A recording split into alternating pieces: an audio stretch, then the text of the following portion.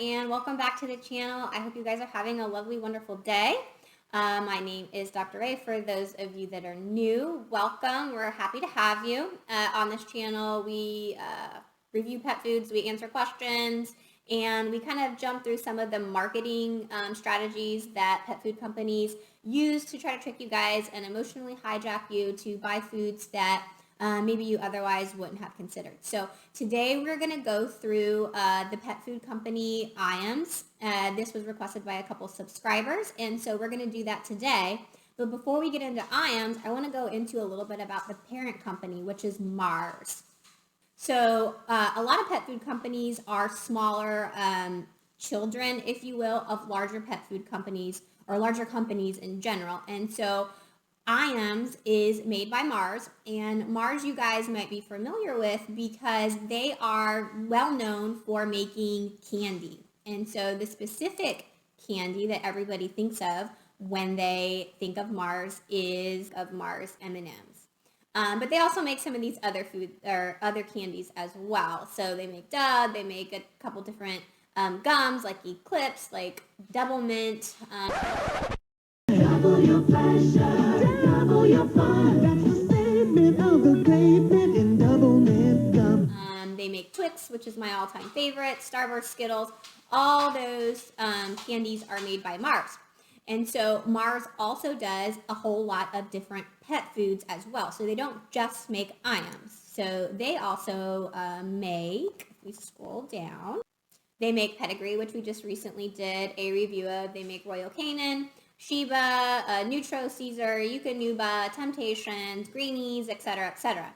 The other interesting thing about Mars is that they also own several veterinary facilities. And so Mars also owns the ever-popular Banfield the Pet Hospital. They own VCA and Blue Pearl. So VCA and Blue Pearl are also veterinary care facilities. They tend to be more in the specialty realm. Some of them do also have general practices. But all this is owned by Iams. All this is owned by Mars, who also own Iams. So today we're going to review the Iams Lamb and Rice Adult Dog Food. We're going to jump on over to the Iams website, iams.com.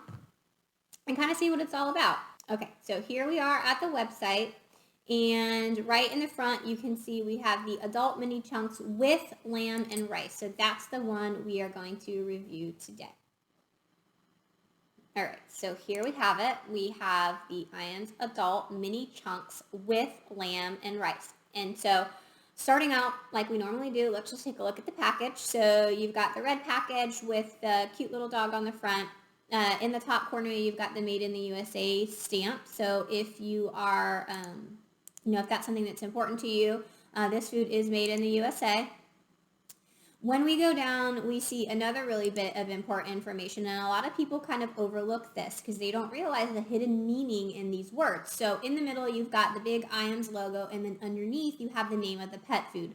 You've got the name of the pet food, which is lamb and rice recipe. The words lamb and rice recipe actually have some hidden meaning that you guys may not be familiar with. And so when a pet food company makes their label, the label is largely dictated by legal verbiage. And so everything that's put on the package is put there for a reason. And so on the label, it says lamb and rice recipe. When a food on the label says recipe, what that actually means is it only has to be 25% of what they're listing. So in this case, we say lamb and rice recipe. That means lamb and rice only have to be 25% of the diet. And so that means it could be 10% lamb and 15% rice. It could be 5% rice and 20% lamb. As long as those two items equal 25%, they can put recipe on the package. That also goes for the words, let's say, entree. And so the easy way to think about this is if you go out to a restaurant and let's say you order a steak entree. when you get that entree, it's not just steak that you're getting. There are going to be other things on that plate. So you're going to have maybe a little bit of mashed potatoes, and you're going to have some vegetables. Maybe you have a dinner roll. And so that is your complete entree. It's not 100% steak. It's got some other things on there. And that's the legal definition when a company puts the words recipe or entree on the package. Similarly, if you look on the website right here, you can see they put adult mini chunks with lamb and rice. And so again, that means this food is not 100% lamb and rice, it's with lamb and rice. And those have legal definitions as to what the companies have to put in the bag. And so very important to understand that. There are other kind of tricks they use. So for example, if something says it's got a chicken flavor, that only requires there to be a certain amount of chicken in there. If it says something like all beef, that has a legal definition of what can be in there. And we go over all those legal definitions in some of our earlier videos. I'll link those videos in the description, and you guys can check those out to go over what exactly every single one of these legal definitions mean and how much of that food is actually in the package. Now, that's not to say that it's not nutritious or there's anything wrong with it. We're going to go ahead and get into that when we look through the guaranteed analysis. However, it is just important to know that when you look at a package and it says lamb and rice or chicken or fish or whatever it says, that doesn't mean that that's all that's in there. And so we are going to jump down to the ingredient list so that you guys can understand what I mean by this. And so they say on the package, lamb is the number one ingredient. And so right underneath that lamb and rice, there is a nice banner that says number one ingredient is lamb. And so that is not inaccurate. That is true. The first ingredient on the list is lamb, but it's followed by chicken byproduct meal. It is followed by grain barley, whole grain corn. They've got some chicken fat in there. And so this diet, yes, maybe 25% lamb and rice, but there's 75% of other things in there that make up this diet to balance this diet. And in this diet, those particular things are chicken and some other ingredients. And so just keep that in mind. I know a lot of people will use lamb and rice because they feel that their pet may have an allergy, a food allergy to other ingredients. And that's a very valid concern. However, when you have a pet that is food allergic, it's important to understand your pet most likely has to be on a special prescription pet food that limits ingredients, because commercially available diets will do this. They will slip in other ingredients in there because they're not prescription. They can put other things in there and they're not legally being dishonest. They are just being a little bit savvy with their marketing. So keep that in mind. The other thing I like to look at in the ingredient list, and I don't like to harp on it because just as we've illustrated, they can use the ingredient list to somewhat manipulate our emotions. I do like to check for dyes because I don't like it when they add dyes to food. And so if we go through the ingredient list, it does look like right here in the center we have caramel color, but I don't see any other dyes in there, so that's good. Some of the other companies do heavily dye their food, so it does look like they've added caramel color. Why they do that, I don't know. Again, that's mostly marketing because our dogs don't care what the color of the food is. But as far as pet food companies go, this is a minimal amount of dyes added. A lot of them add a lot of dyes, so I'm happy about that. Let's go ahead and scroll down, and the next stop is going to be the guaranteed analysis. And already I'm noticing something that is quite aggravating, and that is that they have not listed some of the ingredients that we like to see, which is they have not listed the calcium and phosphorus. And so let's review it for what we have here available. And so we've got crude protein 25%, and for the adult dog we want it to be between 15 and 30, so that's great. Fat 14%, and we want it between 10 and 20, and so that's good.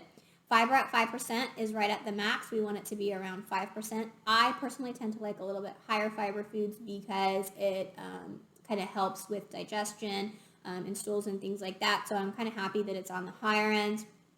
The moisture is at 10%, and so I know we haven't talked a lot about moisture on this channel. Basically, a dry food is going to hang out around 10%. When you get into canned foods, that's when you're going to get like the 75% or more moisture in there, because it is obviously a wet food. So that's why they list the moisture. Vitamin E is at 60 international units per kilogram, and that's pretty wimpy. I don't even know why they put that on there, other than people that are not as savvy and educated as us that know that we need greater than 400 international units to meet the requirement. See, oh, they add vitamin E and good for them. That's awesome. But that 60% is like a minuscule amount. They negated the calcium and phosphorus, and so I will just spare you guys the details. I waited on hold for quite some time to find that information, and customer service was 2 thumbs down. Never got a hold of anybody, so what I did was email them. And so when I get that information, I will update you in the description box below. But we are not going to be able to evaluate for calcium and phosphorus, which is a bit of a bummer, because when they don't list that, that generally means it's out of range, and those are 2 minerals that are very important for us to know, especially if we have senior pets or pets that might have some underlying conditions. So unfortunately, we're not going to have that today, but hopefully we will have it soon. Next thing that I like to evaluate is the AAFCO statement. And just a quick recap, I'm going to jump over to AAFCO's website. If you guys would like and you guys are interested, you can go to AAFCO.org, and AAFCO stands for the Association of American Feed Control Officials. If you're in another country, you're going to have also your own feed control officials and your own standards. But because I'm in the US of A, I go by the AAFCO standards.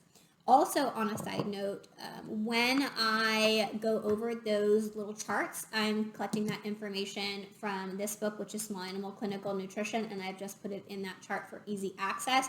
But those numbers are based on this book, which follows AAFCO. So you can come to AAFCO's website and you can read the information on why they pick the nutrients the way they do. They've got information on the actual guidelines. They have some information too on this website about current recalls and things like that. So I think that this is a very nifty website for you guys, and a very accurate and not, it is actually a regulated website, and so the information on here is valid and it's not made up. It is scientific and all that stuff. Okay, so that's enough about AAFCO. Let's actually read the AAFCO statement, and to do that, we are actually going to have to go over to Chewy, because they didn't list it on the Iams website. So let's hop over to Chewy, and let's find the Iams Adult Lamb and Rice. All right, and there it is, comes right up.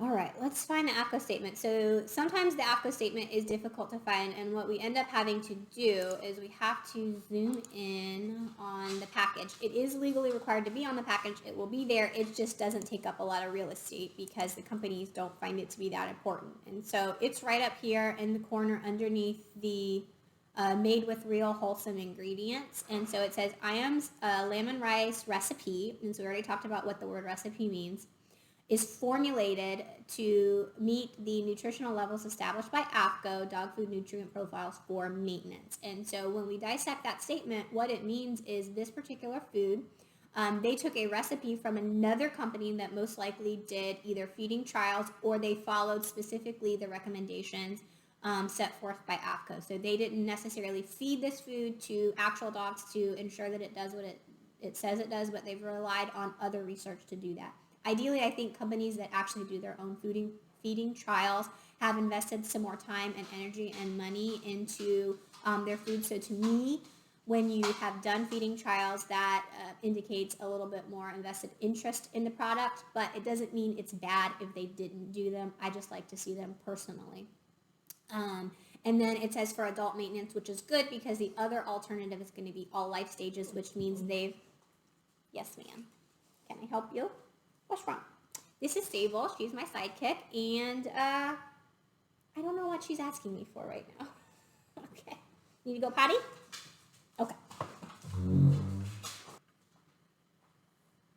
Okay, so yes, all life stages means they're going to lump a bunch of life stages together. So they're going to lump pregnant, nursing, adults, all that's lumped into one. And ideally, we want to have a food that's tailored to our pet's particular life stage because it's going to have the proper calories, the proper density of certain nutrients, the proper ratios. And so this food is for adult maintenance, so A plus for that. All right, so that's AAFCO statement. Let's see. The next thing I want to look at is price. So here we have on Chewy, it is $31.48 for a 30-pound bag. It says the list price is $34.99. And so that's going to be about, we calculate, 30 divided by 31.48, about 95 cents a pound. And so not the cheapest food we've reviewed, certainly not the most expensive food that we've reviewed, so right in the middle. I know you can get this food at a couple different places, like it's pretty readily available. I've seen it in the grocery store, I've seen it at Walmart, I've seen it at Petco, I've seen it at a couple different places. It looks like you can also buy it directly from Iams' website. And so if you click on the buy now, shop for dog food, let's see where it takes us. Yeah, so you can click right on that. Oh, I see what you're supposed to do. You're supposed to click on add to bag. So I was supposed to click add to bag. And we'll choose our size, 30 pounds. And again, it's $31.48. So what that likely means is that this food has a manufacturer's suggested retail price. So it probably means it doesn't matter where you buy it, it's always going to be $31.48. So that's a little bit of a time saver trick for you guys. A lot of these companies will have a suggested retail price where they can't advertise or sell it for any more or any less than the company dictates. And that's a contract that you have to sign into when you agree to sell their food. I know that because I sell food at my particular office, and we have to enter in those contracts too that we won't, sell it for anything other than what they suggest. So just to test that theory, let's go ahead and go to petco.com and let's see what they're selling it for.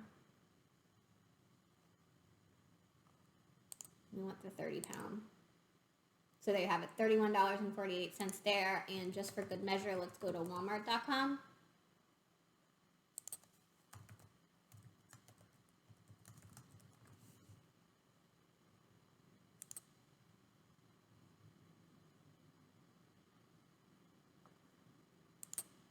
Here's our package, 30-pound bag, $31.48. So that's going to be a manufacturer's suggested retail price. So it doesn't matter where you go, it's going to be $31.48. So that's just a little helpful, hint for you guys on when you're, looking at pet food. Some of them are going to have a suggested retail price. So just know that. Okay. So where are we now on our journey? We've reviewed the guaranteed analysis, which unfortunately has left out some key information, and I'm going to have to get back to you guys on that. Hopefully they will respond to the email I sent them. We have established that even though it says lamb and rice, that's only going to be 25% of the diet, and so, not suitable for dogs that have food allergies or things like that. The AAFCO statement says it is formulated and it is for adult dogs, and so we know that if we have, a senior or something like that, we want to be a little bit maybe cautious until we find out that calcium and phosphorus, ratio. But for pregnant and lactating, this is probably not going to be appropriate. All right, now what else do we need to do? Oh, I remember. One of the other things that the subscribers asked me to look into was they had on their website a deal where it said if you buy, I knew there was something I was forgetting that I want to talk to you guys about. If you buy 2 bags of Iams Adult dry dog food, they will cover your annual vet visit. And so I did look into that a little bit further. If you click on learn more, they're going to bring you to a page, which is the iams.com/checkup challenge. And on this page, basically, you go to your vet, you get your checkup, and you submit your receipt here, and then they will cover your vet visit up to $200 for a wellness visit. There is some fine print, so you can click on terms and conditions and review that. There's always terms and conditions. I will spare you all the details, and you certainly can read them, and you should read them if you're going to participate in this program. But the big thing that I noticed was, well, two things. One is they have allotted $500,000 for this program, and this program started on, April 25th, and it goes through July 31st. They allotted $500,000 to this particular program, and when that $500,000 is gone, the program ceases. And so I did some math, and if you divide $500,000 by $200 each, that means that they can participate up to 2,500 people. It is one per household, so you can't do multiple pets, but 2,500 people can participate in this program, and it started April 25th. So my question is, if you want to take advantage of this $200 program, what they do is they reimburse you. So unfortunately, you don't know where they're at with those funds. So it'd have to be something that you would call and make sure that those funds are still available. And even then, I'm not sure that they can guarantee that they would reimburse you. So I wouldn't rely on this money to pay your vet bill, because if the program is ended and you submit your receipt, you may not get that reimbursement. Now, I don't want to say that I'm just doing anything deceitful or anything like that, or poo-poo the program. I think it's a really nice program that they're doing, but just kind of a word of caution there. I don't know how much of those funds are still available. It's a nice thing that they're doing. I'm glad that they're promoting health and wellness and regular checkups, and that's an awesome thing. And in addition to nutrition and what you feed your pet, doing your regular checkups is really, really important. So I'm happy that they're promoting that as well, and they're promoting the relationship with your veterinarian. Because you always want to have these conversations with your vet and ask questions about food and things like that. So I want to thank, with that in mind, my subscribers that have requested this. So thank you, Miss Jill Mather, and thank you, Smarty Pants, for requesting we do this review. I think it was fun. We went over a lot of fun things as far as understanding labels, understanding where AAFCO come from and the AAFCO statement, and a little bit about manufacturer suggested retail pricing. I hope you guys enjoyed. If you did, please like and subscribe before you go, and hopefully we'll hang out again real soon. I'll see you guys next time. Bye.